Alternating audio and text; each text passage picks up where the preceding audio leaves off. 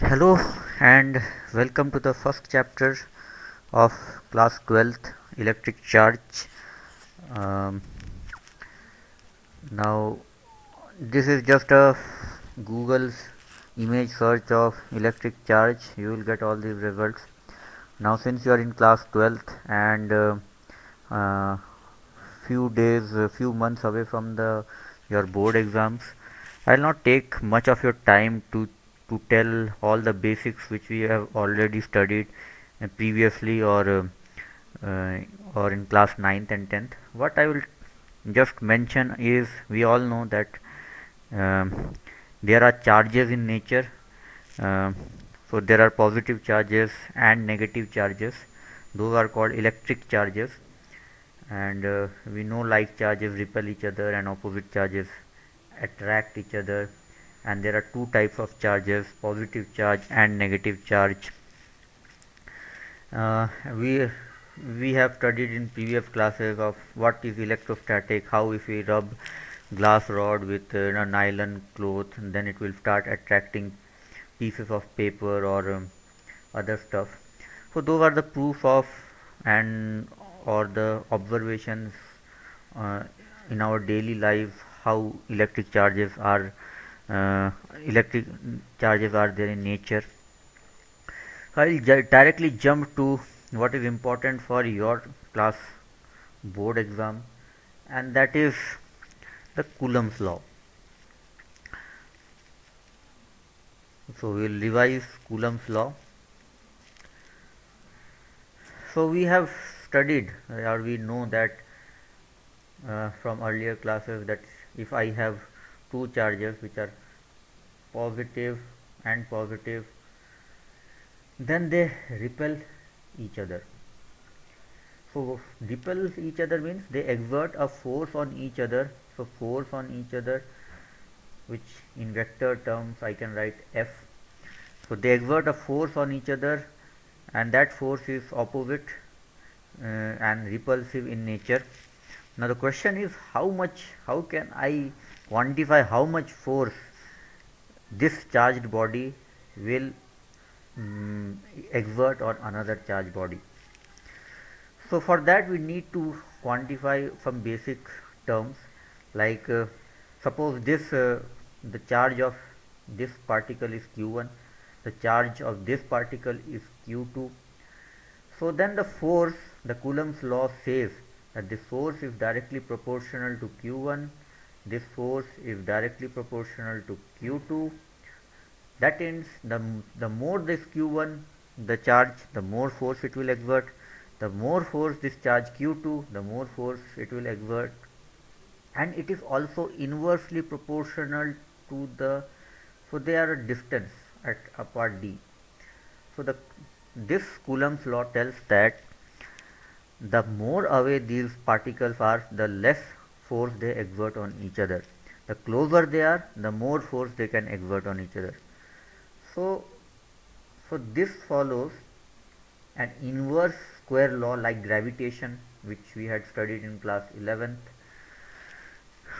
So the force is directly proportional to the magnitude of charges. The more the charge, the more the force, and it follows the inverse square law of distance. The farther away from these charged bodies are, the lesser force they exert on each other. So ultimately, when we combine this, force is directly proportional to q1 q2 by r square, and if I put an equal to sign, then we are aware from our previous classes in 11th a constant of proportionality k comes, and k becomes q1 q2 by r square, where k is the constant of proportionality and its magnitude is given by in exactly it is given by 8.99. You can take it as approximately 9 also for your calculations in exams. So you can take it for rough calculations, you can take it as 9. So 8.99 into 10 to the power 9. So what will be the dimensions? What will be the dimension of this constant of proportionality? So constant of proportionality, the unit of force is Newton. So Newton, and then Q1 will come in the denominator. So 2 Q1 are there. So per Coulomb square and the distance. So distance become m square unit. So this is the unit of, or I can write, so Coulomb's law will be F, where force is a vector quantity. It can be attractive or repulsive depending on the charge, sign of the charges. If they are opposite charges, they will attract, and they are same charges, they will repel. So K Q1 Q2 by R square, where K is equal to 8.99 or 9.00 for simplification into 10 to the power 9 Newton meter square per Coulomb square. Now for historical reasons, we can redefine this constant of K. Sometimes it is K is also written as 1 by 4 pi epsilon naught. This is purely historical terms and nomenclature who defined the constants how. So where epsilon naught, if I do this calculation, if I put K is equal to 8.99 into 10 to the power 9 into 4 pi, then epsilon naught roughly becomes 8.85. So epsilon naught will be 1 by 4 pi K. Epsilon naught will be 8 into 85 into 10 to the power minus 12, and since epsilon naught is 1 by K and 4 pi are dimensionless, its unit are inverse of this. So it will be Coulomb square per Newton per meter square, its units. So these are some of the basic electrostatic concept. This is this is the major formula for electrostatics, and you need to remember these constants,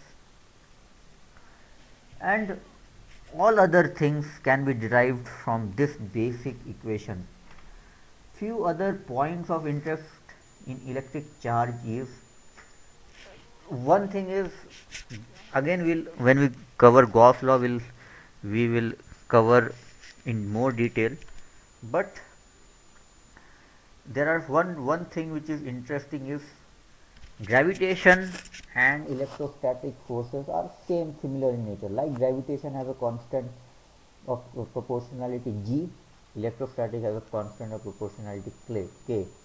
Like gravitation is directly proportional to the masses of the two objects, here similarly electrostatic is also proportional to the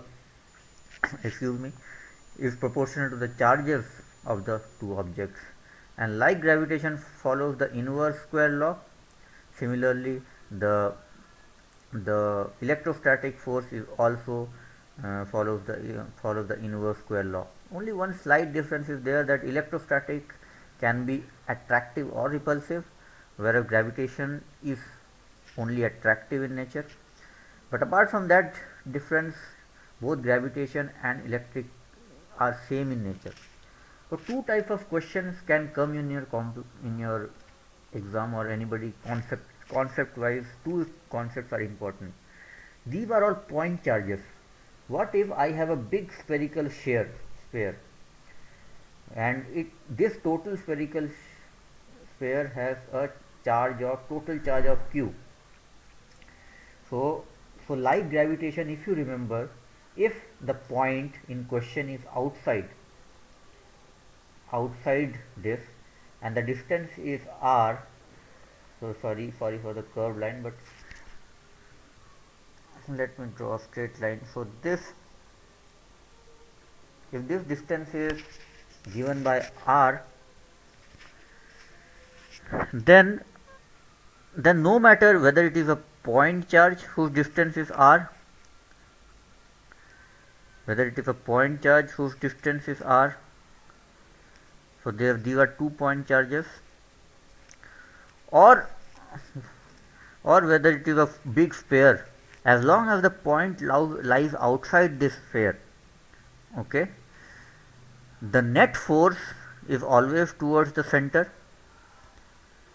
The net force will always be towards the center, and its magnitude, as long as this point or this another charge of q, whether it is a small charge or a big charge, as long as they are outside each other, their magnitude will still be given by k q1 q2 by r square.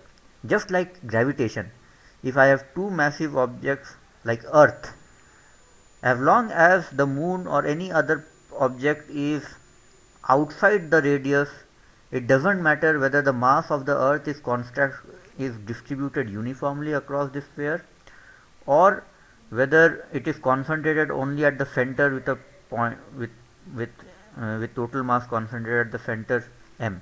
As long as they are outside, the total force exerted will be gmm by r square. Similarly, for here, as long as these bodies are outside each other, outside the spheres are outside each other, it doesn't matter whether it is point or sphere, the total force will be equal to k q1 q2 r square. So that, in other words, this scenario is all identical to this scenario. As long as the distances are r, they have the same charge q, whether it is distributed uniformly over the sphere or just at a point, it doesn't matter. They will exert a same force on each other. Another important concept is this.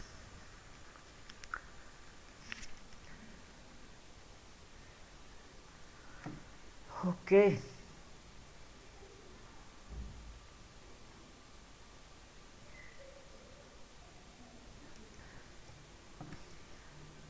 Another important concept is, if I have a hollow sphere, so this is now a hollow sphere inside, and the charge is uniformly distributed outside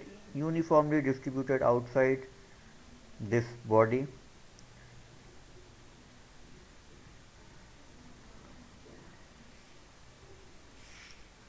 Okay, so this is uniformly distributed. So as long as the point, another charge q is outside this, it doesn't matter whether it is distributed uniformly outside or it is just at the center.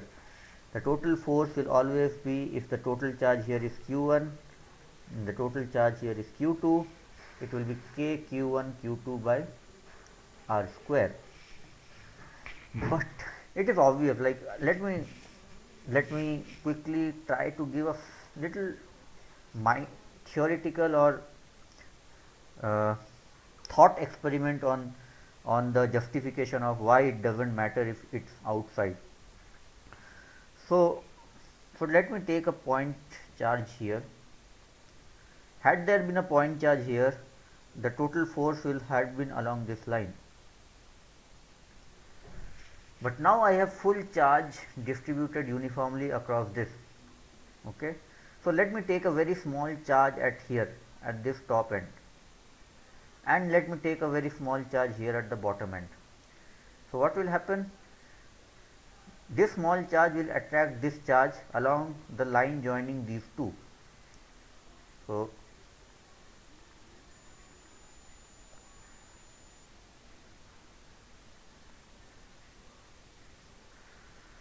and this charge will join this,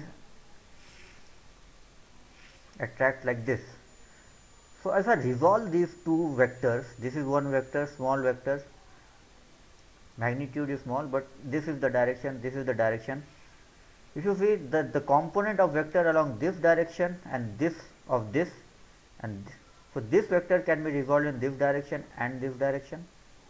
So resultant will be like this, and this vector can be also resolved in a vertical direction and a horizontal direction. So all the vertical direction forces will cancel each other. So for any, and only the horizontal force will add up. So the resultant force will be along this curve. So now for every, we can thought experiment, for every other point there will be an opposite point. I can find an opposite point which will follow the same thing, where the vertical component will cancel out each other and only the horizontal component will remain. So that's an overview of a conceptually to make you understand why it doesn't matter if the charge is distributed uniformly throughout the sphere or it is just at the center. The resultant force, if it is distributed uniformly, uniform distribution is important. If it is uniformly distributed, then there will always be a point opposite where the vertical force will get cancelled and only horizontal force will get added up. Now this is with regard to what happens if in a hollow sphere the charge is when we are considering a point outside this sphere.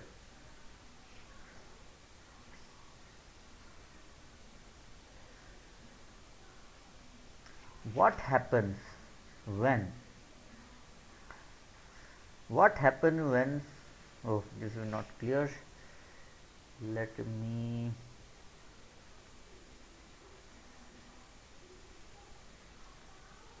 open, anyway let me take a white color. What happens when the charge is, what happens when I have a uniformly distributed force, uniformly distributed charge outside a sphere and the point is inside? I take a point Q which is inside this. What happens in that case? What will be the total force experienced by this?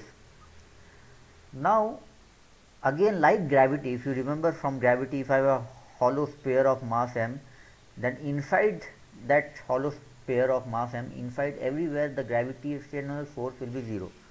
Similarly, this charge q, if it is inside a uniform charge density outside the sphere, then this will also experience a 0 gravity force, zero electric force in this case.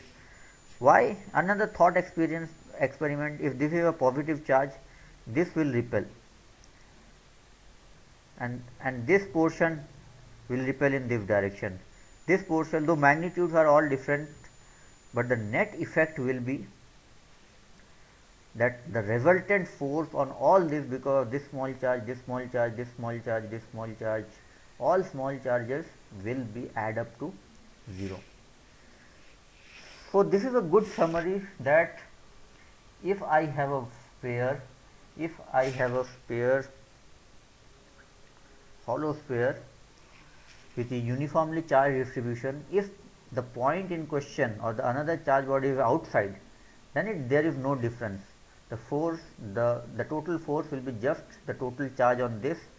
It will follow the inverse square law, as if all this charge is concentrated on the center.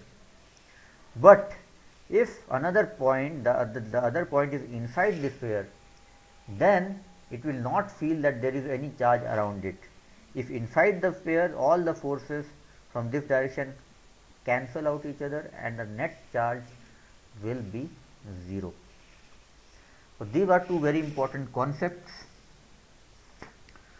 We will come back to these concepts when we discuss Gauss law and also electrostatic potential. What now we are discussing the force. So what happens to force we are discussing. When we will come to field, we will discuss what happens to field, and when we comes to potential, then we will discuss what happens to the potential. So this is the crux of electric charges. Another important thing is, which we already know, is one is charge is quantized. Charge is quantized. What does quantized mean? Quantized means it can only take specific values, Ne. So E is the charge of electron, which is equal to 1.6 times, you can refer any standard textbook for this, 1.6 into 10 to the power minus 19 coulomb. And in nature we know how the negative charges come, when negative charges are carried by electrons. So we have never heard about half electron or quarter of electron. So because there is no half electron or a quarter of electron, there cannot be a quarter of this charge or half of this charge. So charges are always in a multiple of 1.6 into 10 to the power minus 19. The next charge will be 3.2 into 10 to the power minus 19. The next charge will be 4.8 into 10 to the power minus 19. So this is one quanta charge, this is two quanta charge, this is three quanta charge. We can never have a charge which is between these two. This is not possible, because in nature we have not seen a half electron or a quarter electron or things like that. Therefore charge is not continuous, it cannot take any value, it can only take specific values which are in multiples of E, hence charge is quantized. And another important concept is charge is conserved. Charge is conserved. That is the total amount of charge, whether it is a nuclear reaction, whether it is a simple chemical reaction, whether it is a decay, whether it is a proton antiproton annihilation, anything, charge is always conserved. The total charge, if I have A plus B is equal to C plus D, A had N charge, B had M charge, C has X charge, B has Y charge, then any reaction, whether nuclear, chemical, decay, proton decay, neutron decay, anything, the total charge before M plus N or N plus M will be equal to the total charge after, which is X plus Y. So N plus M should always be equal to X plus Y. So with this we have covered the basics of electric field. In next class we will cover the concepts of today we have covered the electric force or electric charge. In next class we will look into electric field and cover that. So see you in the next